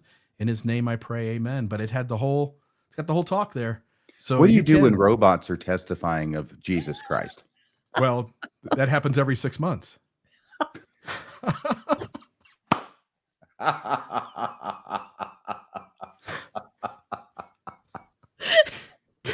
What do you do? oh my gosh, I almost feel we should end on that. Like I can't even see anymore because I'm laughing so hard and my eyes are watering. So should we cut my last two stories and bump them somewhere else for sake of time, everybody? What do we think? Up to you. No, your stuff's too good. We don't want to shortchange Okay, you. I'll just paraphrase it really quick because it is pretty interesting. So, all right, on to our next slide. So, the next thing that I came across having to do with artwork is an article that says, "That's not Jesus. LDS artists team up to challenge the image of white Jesus." And if you go to the next slide, this is the article. I'll just paraphrase. There's going to be an art exhibit at the Writ and Vision. This is in Provo. It's going to start on February 2nd. And the question is, why paint Jesus as a man with dark skin? Because odds are that's how he looked. Plus, it's what he would do. So they definitely want to focus on depictions of Jesus chosen based on their emphasis on cultural expression and historical accuracy is what they say on their website. So if we go to the next slide, which I think is, this was on social media, on Twitter. I don't know, did we figure out if we could play it? Yeah, let me just talk for 10 Okay. seconds. Yeah, that's fine. So just the whole concept of the idea of what does Jesus look like? What is Jesus to you? Now, I had a family member back a couple years ago when they were doing recreations of what Jesus might have actually looked like, you know, trying to dispel this white Viking Jesus that we have. And so you probably saw this. It was in Time magazine. They came up with this, you know, dark skin, dark hair, very accurate, I would think, to what Jesus probably looked like. I took it to this much older family member and I showed it to them and they covered their eyes and they said, "That's not my Jesus. That's not my Jesus," because it's not their Jesus. You know, it's not the one they grew up. It's not the one that when they pray, they're thinking of. So I guess you could say like the song, "It's my personal Jesus." But I thought this was interesting. If you go to the beginning, this was a Harlem meeting house. Supposedly someone's taking a tour, looking through a room, and they come across in Harlem. Here is the picture, their depiction of Jesus right there. So again, like my relative said, that's not my Jesus. And I guess there's nothing wrong with picturing Jesus in the image in which you're most comfortable. And of course, you could take that to the extreme, what some people might consider the extreme. I don't know. Let me see. Do I have one more slide? Go to the next one. Oh, yeah. And then I started thinking about there's this weird thing going on in Mormonism with smiling Jesus. I don't know if you guys have noticed this, but he is absolutely hysterical. Look at some of these pictures.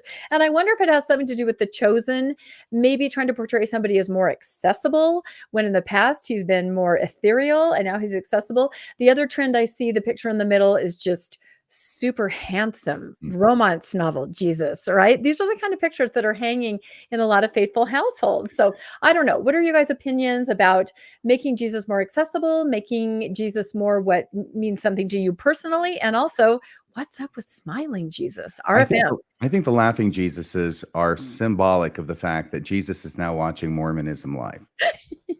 That's got to what I be it. think. Your number one No. driver. He's listening to your Shakespeare stuff. Why would he be laughing at that? Because it's so brilliant, it 'Cause makes it's so you happy at your Yeah. existence. Let's Yeah. brush up your Shakespeare. Uh, But way to anyway, slip that in. no, and we have to remember that the very first time laughing Jesus was done, which has been some decades ago, it was considered blasphemous Yep. by many people. But now that blasphemy is becoming more mainstream. Exactly. So it's not so blasphemous anymore. And we think about a Jesus as smiling, a Jesus is laughing, as not being something that's blasphemous, but something that shows another aspect of the character which we attribute to him. Yeah. What did the first line of that article mean anyway? If Jesus painted a picture of himself, it would be as a dark-skinned Jesus. Is that what it was Yeah, saying? I wasn't sure once I read it. It didn't make much sense, but you're right. I think they just were making a joke, not a joke, but an observation, WWJD, because he's loving and inclusive. He would encourage anybody to imagine him in a way that would mean something to them personally and make them comfortable. I think that's how Yeah, I maybe. I'm not a mind reader when it comes to Jesus, but Yeah. I will say that I think that people create God in their own image. Yeah. And I think there's a reason for that. And I think that it's largely probably a positive thing. I think So so they too. identify with their deity.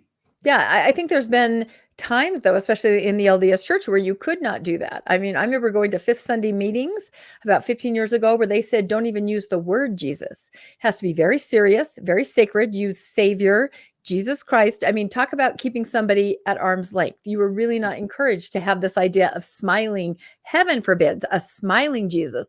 But I think the trend is a little different now with something like The Chosen, where you see Jesus as a common person and more accessible. What do you think, Bill? I have to follow up before Oh, Bill or John yeah, speak, of because course I you think do. that as I think about it more, positive things, but also negative things. When Jesus is your own ethnicity, I mean, he's got to be some ethnicity. Yes. If he's yours, there's positive, relationship, but there's also the possibility, very real, of excluding others who don't belong to the same ethnicity as Jesus, who happens to belong to yours. Like Viking Jesus that we've had forever. Viking Jesus, blonde, blue-eyed Viking Jesus. Yes, Bill. Do you well, two things. One is that obviously we have no clue what the Savior looks like. We even have prophets in the Restoration who disagree on the Savior's eye color. So we don't have a clear-cut picture even when we're led by prophets who talk to him on a regular basis. But I think it's almost probably impossible to get to a point where on the average sacrament, on the average chapel wall is a picture of a Jesus who's darker skinned with bristly hair, which would almost certainly be the case, because I think, especially in Mormonism, we've barely got to the point where our artwork isn't all white people in the depiction. Like when the Savior's coming out of the sky for the second coming, it's all white angels. Any LDS art piece that shows the pre-earth life, it's all white people. Mormonism has barely gotten to the moment where it will allow Christ to be surrounded by multiple ethnicities of people. And so I think we are probably still 40, 50, 60 years away from making any kind of nudge on allowing an average picture to be a darker skinned Jesus. I agree. And think about it. There are only, 17 approved pieces of artwork that can go into any meeting house or church space? It's a very limited list. There are certain pictures that you can display. You can't display one of those smiling Jesuses. That is for sure. What's going on in Harlem then? Well, and that's what I'm afraid of, that we possibly outed that meeting house. However, I will say that was on Twitter. I don't know if it's completely accurate, but it was all over social media. So I don't know what's going on in Harlem.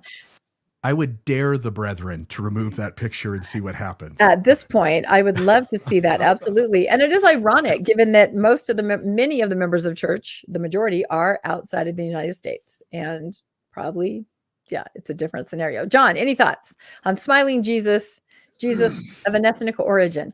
I mean, honestly, I'll just say kind of the obvious. The Pew Foundation's report on the rise of the nuns shows that in the United States, people are just fleeing religion in mass, not just Mormonism, but pretty much all mainstream Christian sects. And I think it's largely due to the fact that with the internet, with social media, with just popular media, with younger and younger generations, guilt and shame, those dogs don't hunt. And I think just younger and younger generations aren't buying the patriarchy. They're not buying the control. They're not buying the heavy-handedness and the guilt and the shame. And so your Jesus needs to reflect your business model, really. And you need stern, suffering, angry, vengeful, Jesus or God, if your doctrine is emphasizing those traits. But if you're getting nicer and kinder and friendlier and less guilt-ridden, then you need a Jesus that reflects that. And I think that's what we're seeing. Yep, I think you're right. I like romance novel Jesus. I would maybe even hang that picture in my house, possibly. I don't know. Fabio, Here's to Fabio, you. Fabio Jesus. Fabio, yeah, You want Fabio. Fabio Jesus? I love it. Okay, Wisdom I'm and just swindle barely Jesus. going to mention this next article because we are almost out of time. This is a story coming out of Hawaii, BYU-Hawaii. If you can go to that very first slide, there is a beloved mural, apparently. Let's go to the next slide. I'll just show it quickly. That has been in place forever. It depicts David O. McKay's arrival there. He's holding an American flag and he's greeted by many of the children of the island. This has been on, I think, the visitor center at a building at BYU Hawaii forever. They are repurposing this mural. If you can go to the next slide very quickly, I won't read through it. I'll just kind of let you know what's happening. They are just going to take sections of it. You can see outlined right there. They're going to take pieces of it and they're going to put it into a display. You can go to the next slide because they're demolishing the original building and they're going to destroy that building and they're going to put up this new building with this new representation of this beloved mural. And of course, it's kind of across generational lines. Older people are saying, no, this is our history. This is our heritage. This is David O. McKay. Younger people are saying this absolutely represents white colonialism. So it's just kind of a difference of perspective. We just talked about art representing who you are. Here's a situation where art represented who they were, perhaps, but now there's this question of who are they now? I know there are petitions. This is apparently a beloved mural. You can go to my last slide there. And so they're just trying to find out what's going to happen. There's the visitor center. And on the left, you can see they're just going to take the pieces of that mural and kind of put them together in a representational way. So it's a tough question. People feel really strongly about it. And again, it's generational and it's what does artwork mean to you? What does it represent? It represents different things when you view it from your perspective. So any quick thoughts? That's my last story. RFM, any thoughts on that? I only wanted to ask about it. This is in Hawaii, right? Yeah, this is at BYU Hawaii, and the mural it's a mosaic, and it has been there forever. Well, it's like an institutional piece. Okay, it's been there forever, but has it been there before Hawaii was a state? I don't. That's what I think wonder. so. That is a I good mean- question. It represents David O. McKay in 1922 when he arrived. So I do not. That'd be before it was a state. It was in the Yeah. 50s, right? Yeah, When it became a yeah, state. There was maybe. a territory, probably. Yeah, maybe. I had not thought about Regardless, that. regardless. Why is that I mean, important? I see it a little bit differently if it's a U.S. territory. I'm not exactly sure why it was important for the church to make it so political with Mhm. the flag. With a flag, Um, yeah. Are you supposed? I don't know. I need to ask Hardin Ellis about the proper procedure with the United States flag and whether it's appropriate to salute it when it's not flying at full mast, when it's actually being in the process. So it looks like of being taken down or put up. It's probably being put up is the Yeah. idea. Yeah. Yeah. So they're saluting it as it goes up. Yep. It's just more controversy with the BYU, right? This is apparently a pretty big deal. What do you think, Bill? I think things are always changing. Down here in Southern Utah, we had to deal with the conservatives who were in uproar over Dixie University changing. I think things are always changing. And I think when you just say like, nope, this mural has to be up until Christ comes back. And at the same time, I think we got to be really careful that we honor pieces of art that have deep meaning to our cultures, to a society. And so I can see kind of both sides of this story, and I don't really have a side to take. I can certainly feel for those who are hurt by the fact that this thing means something to them and it's being taken down, and, all things change. Yep. I think that's a great takeaway. John, any last thoughts? No, just that I love you're bringing sort of the culture and art to this podcast. I will say, whenever they gut or destroy a historic building or mural, it kind of makes me sad. I see why they do it. So much of our old artwork and our old doctrine and theology is cringy, is untenable, is racist, is super problematic. Part of me is glad to see it go, and part of me wants to see it stay there because it's our heritage. It's kind of like the Civil War monuments, right? Do we tear down the statue of Robert E. Lee, or do we leave it up? I guess it depends on your perspective.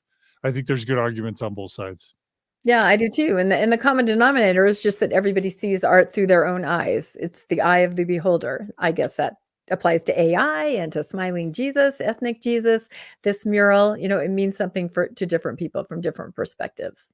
And I do think it puts it in a different category when it's actually part of the structure Mm-hmm. of the building. So I do see them as trying to, cut the baby in half. Mhm. We're not going to have it as part of the structure. We're changing the entire structure. We're going to make it much more glass than solid, but we're going to take pieces of it. We'll put it inside on the wall somewhere out of the way with some kind of notation that this is what it used to look like. So, Yeah. I think they're doing the best they can. The thing that concerns me is what's going to happen when Jacob and Greg find out about this story. The never-changing mosaic. Well, it does remind me of what they did to the murals in the Salt Lake Temple and the uproar in the art world about the murals in the Manti Temple, which they decided to save and then had a revelation to have a temple right next door and preserve the Manti Temple as more of a, historical place. So Can I ask you all a quick question, circling back to Jacob and Greg? There's an argument that, let's just say there's two arguments. One is that we're giving them way too much credit, way too much visibility because they represent a really small percentage of the church and that they're kind of fringe. And then another argument is no, they actually represent a very large point of view in the church. And I know you talked about that a little bit at the beginning. How do you guys feel about that? Do you think that they represent a large enough of a critical mass of membership that they're worth our attention and spotlight? I say look at the comments. Look at the number of comments on their programs, on the interview I did with Steve Pinecker. It's one of his top episodes in just 2 days, 10,000 views. Yes, people are watching, people are interested, and people do know who they are and can relate to their point of view.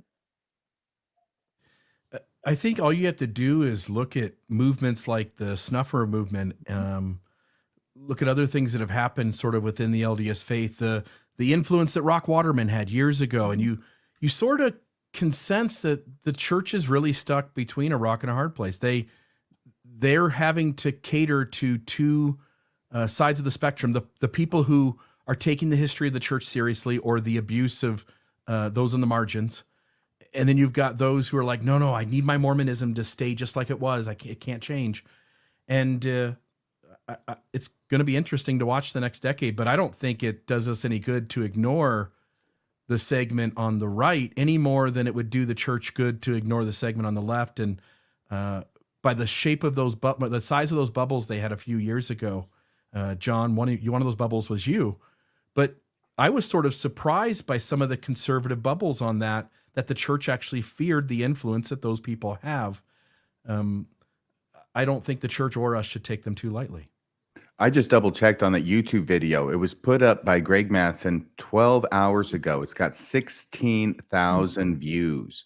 So this is not a small thing. This is not a ripple. This is more of a tsunami. And if people don't know what the church is doing, how it's speaking out of both sides of its mouth, I would want them to go and listen to what they have to say so they can be better informed as to what's really going on in their church. Yeah.